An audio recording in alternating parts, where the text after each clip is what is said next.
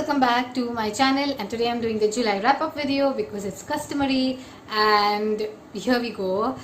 Basically this month I'm doing the July wrap-up in a very different manner. I am doing it with respect to the rating that I've given to the books on Goodreads. So I'll start with 1 star, 2 star, and eventually go to 5 star. So that's how we are going to do this one. I think it's a very nice way because at least I know which books that you should read, because anything that's rated 4 or 5 is something that you should read, or anything close to 4 is something that you should read, but anything rated 3 to 1 is something that you can avoid. So that's why let's get started. First, let's start with the 3-star books because I'm not rated anything 1 or 2 star this month. With the 3-star books, I read Kai Miller's poetry book, The Cartographer Tries to Map a Way to Zion. This is actually a whole collection of poetry with relations with what's happening in the world today. However, some poems did not make sense to me, some made sense to me, and I did not enjoy it much, although it was a good, nice, short read. I ended up giving 3 stars because it did not affect me much. The next book is something I gave 3.7 stars, yes, and that is this one. It's Stuck by Lind by Shefali Tripathi Mehta. This is actually a very small book. It's a novella, it's not a novel. Basically, the theme of the book is simple. There are a lot of stories in this book which are kind of unrelated, but you know that they are tied by a loose thread, but you do not know what that is yet, and at the end you get to know the real mystery behind the whole book. So it's a short, sweet, and very light read. If you read some traumatic, if you've read a book that's causing a traumatic experience for you, then this is a book that you should select. It's a sweet, short novella, so that's nice. The next book, the next segment would be those books that I gave 4 stars. The only book that I actually rated 4 stars this month was The Mysterious Affair at Styles by Agatha Christie. In all honesty, I'm not a fan of Agatha Christie. I do not like her plotting much because I think that I can like poke holes in those plots. But this was enjoyable. I really like the ending a lot. I really like Hercule Poirot's, the Hercule Poirot series by Agatha Christie. He's the most famous detective ever. He's a Belgian detective, stuff like that. And this is his first case. It's a nice book, enjoyable, light read, simple.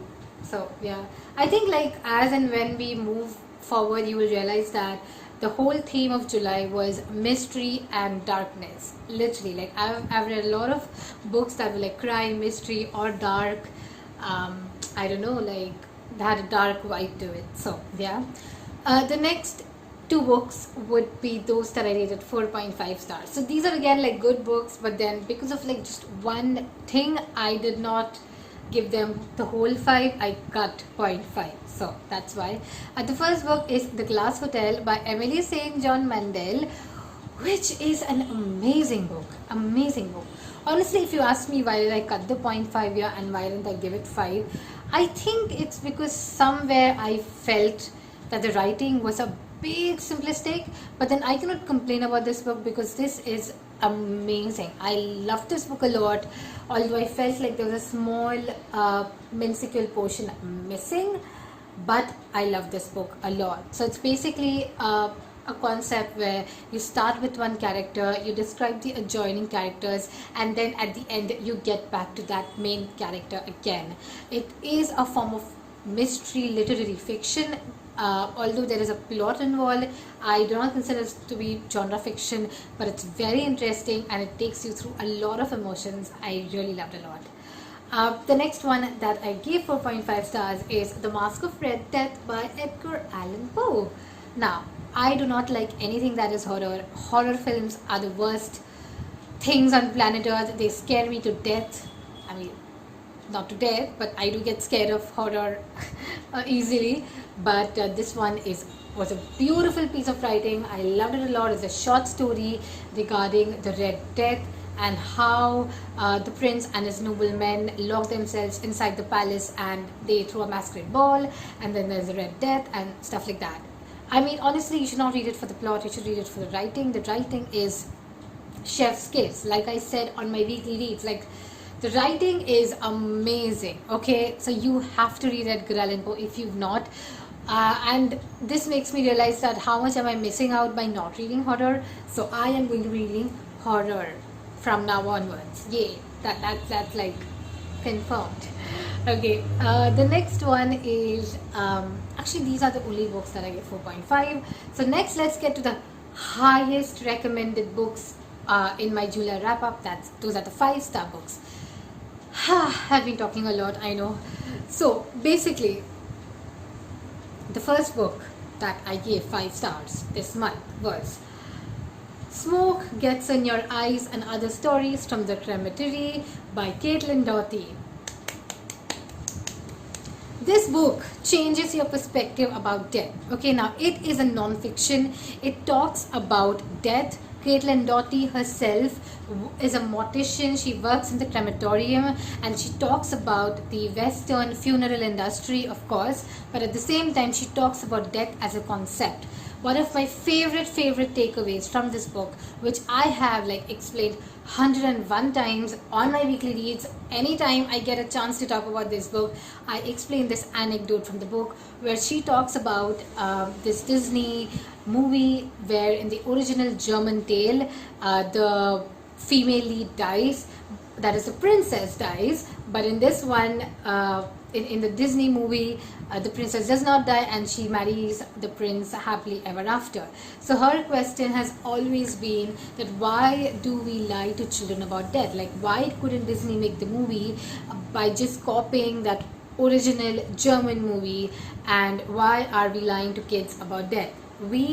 As for her, this is something that I really loved, her statement, the statement that we don't teach our children about death because we fear our own mortality. And that is so true, because whenever a kid asks you where is their dead relative, where is their dead grandmother, you tell them things like grandmother's in heaven, or you tell them things like grandmother's a star in the sky, and I don't know, weird stuff like that. But you never tell that person or the kid that person is dead. Okay, that person's not going to come back anymore. So that's why I love this book a lot. I ended up giving it 5 stars. And honestly, this is like my best review of the year. Okay, go to my Goodreads, just promoting my Goodreads in very subtle manners, and check out the review of this book. It's awesome. I love the review, honestly.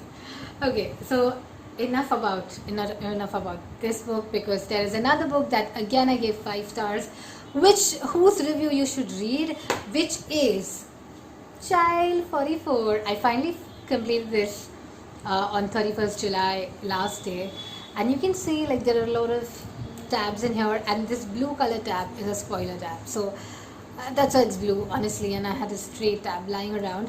But I love this book so much, you guys have no idea. And I really feel like reading like 1 or 2 quotes from this book. But before I start, let me just say that this book is set in the Soviet Union. It is supposed to be genre fiction, it is supposed to be a thriller, but it is not. Okay, I mean it is like somewhere or the other it is genre fiction, but in the writing style, it's a historical thriller. Okay, it talks about Soviet Union torture methods, the secret police, and how the Soviet Union was a very shitty place to stay. So I mean, you know what, I want to read something from this. Honestly, I feel like doing this on my wrap up simply because I want to convince you that this book is good. Okay, so I'm going to start. Terror was necessary. Terror protected the revolution. Without it, Lenin would have fallen. Without it, Stalin would have fallen. Why else would rumors concerning this building be deliberately spread by MGB operatives, muttered on the metro or on tram cars as strategically as if they were releasing a virus into the population? Fear was cultivated. Fear was a part of his job. And for this level of fear to be sustained, it needed a constant supply of people fed to it. So if this doesn't convince you to read this book, then nothing else will. Honestly, it's amazing writing, amazing insight to the Soviet Union, and it's like a historical fiction plus thriller. So yeah, that's it. So yeah, that's all the book. Those are all the books that I read in July. So basically, this month I am going to be reading A Fine Balance, whose group read has already started the minute this video has gone live. This video is going to go live on 2nd August, so the group read started on 1st August, so just letting you know. But if you are still interested in joining, let me know, okay, if you are. But if you're not, it's okay, let's meet you in another group read. But if you're still interested in joining, let me know. I will try to accommodate you, but I think the group reads officially kicked off, so let me think about it. So that's all.